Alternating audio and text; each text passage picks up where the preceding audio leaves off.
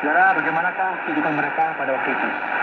Kami telah hidup dalam rupa-rupa hawa nafsu, keinginan, kemabukan, pesta pora, perjamuan minum, dan penyembahan kepada ilah yang terlarang. Dunia yang terhilang telah diserahkan kepada berbagai macam kecemaran, sebagaimana yang dikatakan dalam ayat 4, yaitu dalam ketidakselonohan dan fitnah. Orang-orang yang ada di dunia ini berpikir bahwa ini merupakan sesuatu yang aneh sekali, bahwa kita tidak melakukan hal-hal yang sama dengan mereka, dan hal inilah yang membuat mereka tersinggung. Nah, menjadi kok beda. Nah, kebenarannya adalah bahwa mereka tidak tahu bahwa kesudahannya sudah dekat. Tetapi mereka harus memberi pertanggungan jawab kepada Dia yang telah siap sedia menghakimi orang yang hidup dan yang mati.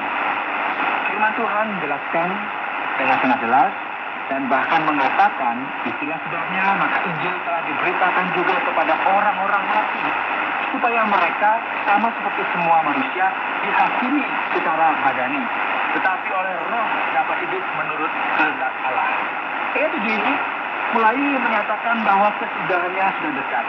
Jadi jika benar bahwa penderitaan kita di dunia ini akan berakhir, akhir ini bukanlah yang akan menyatakan penderitaan setiap orang yang menolak Allah.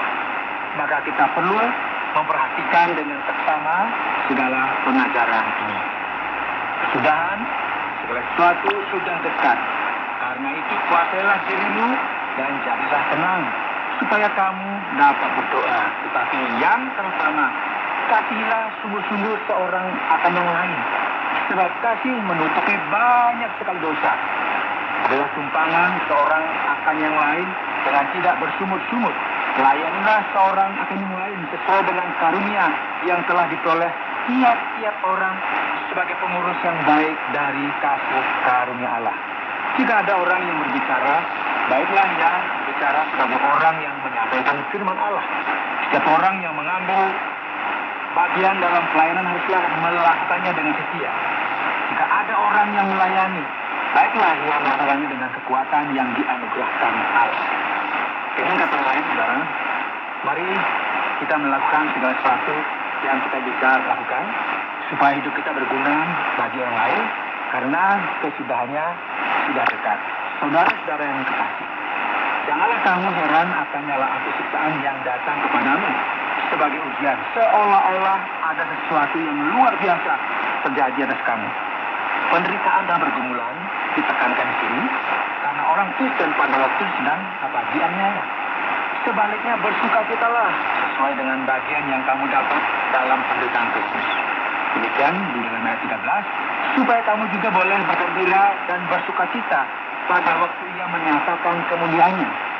Kita bisa mengalami penderitaan, dihina oleh karena nama Kristus, namun roh kemuliaan dan Allah sendiri ada di dalam diri kita. Kita perlu mengarahkan pandangan kita pada masa yang akan datang, daripada kita memperhatikan penderitaan kita saat ini, karena kesudahannya sudah dekat. Jangan ada seorang pun yang harus menderita karena kejahatan. Jika ada seorang yang harus menderita karena ia adalah pembunuh, pencuri, atau penjahat, atau pengacau, maka ini merupakan sebuah masalah yang serius. Namun demikian, jika kita menderita sebagai orang Kristen, jangan malunya. Kebenarannya adalah bahwa Allah yang mengendalikan segala keadaan, cepat atau lambat. Dia akan campur tangan dan menyatakan penghakimannya. Sebab setelah tiga waktu penghakiman itu dan penghakiman itu dimulai dari rumah Allah. Allah akan menghakimi orang-orang yang tidak taat kepada Injil Yesus Kristus. Namun setiap orang yang menderita karena kehendak Allah, jangan khawatir. Melainkan dia harus mempercayakan hidupnya kepada Sang Pencipta dan lakukan apa yang baik.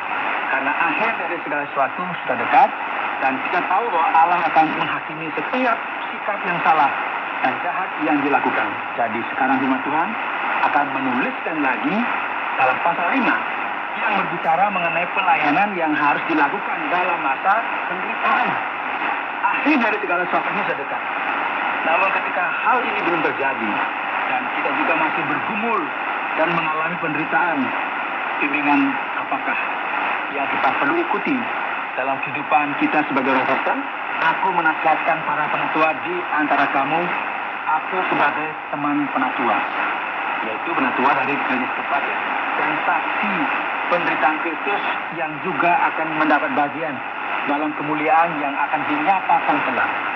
Yang meminta para penatua untuk gembalakanlah kawanan domba Allah yang ada padamu, jangan dengan paksa, tetapi dengan sukarela sesuai dengan kehendak Allah, dan jangan karena mau mencari keuntungan, tetapi dengan pengabdian diri.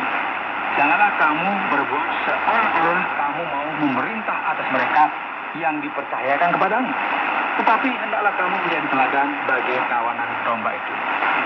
Saudara, bagian ini sangat jelas dan memberikan sebuah arahan yang tepat bagi para penatua, pendeta yang memperhatikan dan mengembalakan kawanan domba, yang memperhatikan gereja.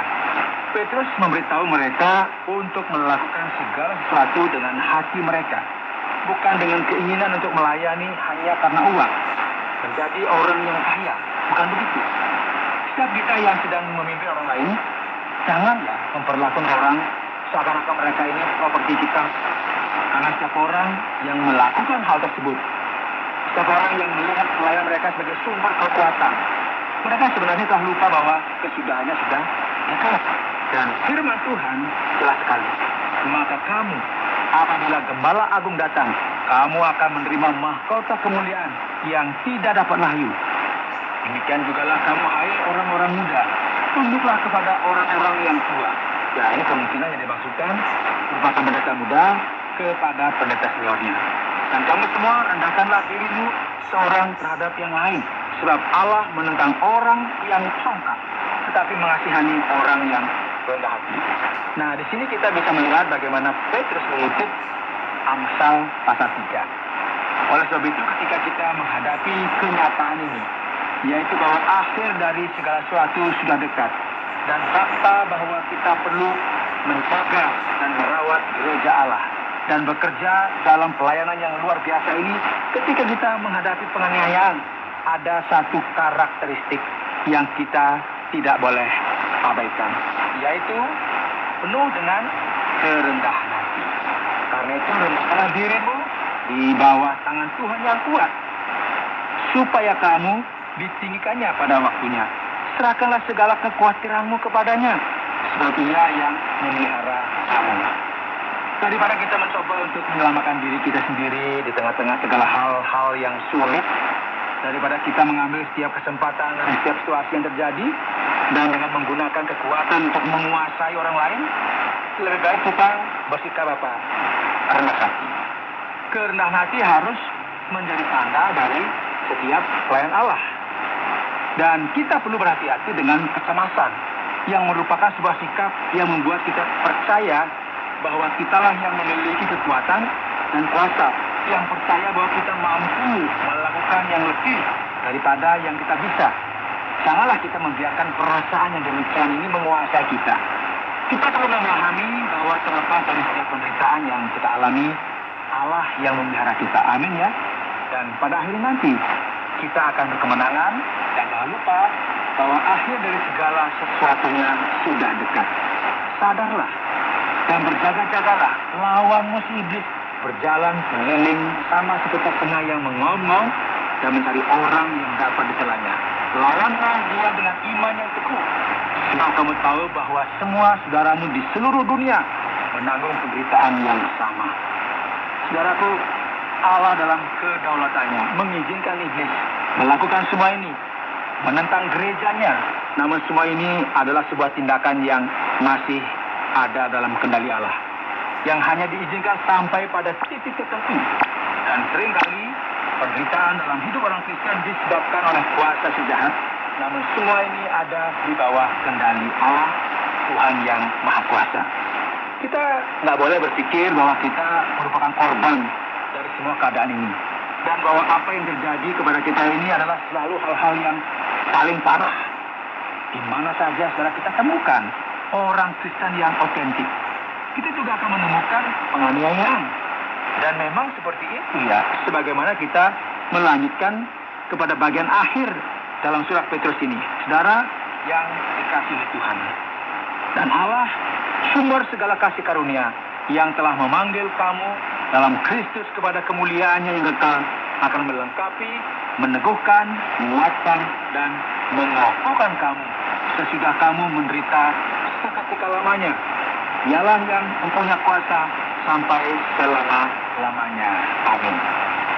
Saudara, Petrus menutup bagian ini dengan berkata, dengan perantaraan Silvanus yang kuanggap sebagai seorang saudara yang dapat dipercayai, aku menulis dengan singkat kepada kamu. Saudara, dia mendorong dan menasihati orang Kristen yang menerima surat ini. Sekali lagi pada bagian akhir, Petrus rindu supaya damai sejahtera dari Kristus menyertai semua orang, dan ia meminta supaya masing-masing mereka memberikan salam satu sama lain dengan cium kudus. Dan pada bagian akhir ini juga ia menyebutkan bahwa ia menuliskan hal ini dari Babylon, yang merupakan kota simbolis yang mengacu pada kota Roma. Ya. Ia mengirimkan salam dan juga menyebutkan Markus dengan kata lain, Yohanes Markus, yang ia sebut sebagai anakku. Pendengar yang dikasihi oleh Tuhan, ada begitu banyak penderitaan, banyak pergumulan dalam hidup. Namun orang Kristen yang sejati harus senantiasa ingat bahwa Allah peduli dan Dialah yang mengendalikan segala sesuatu, dan Ia memberikan peringatan kepada kita di sini bahwa kesudahannya sudah dekat.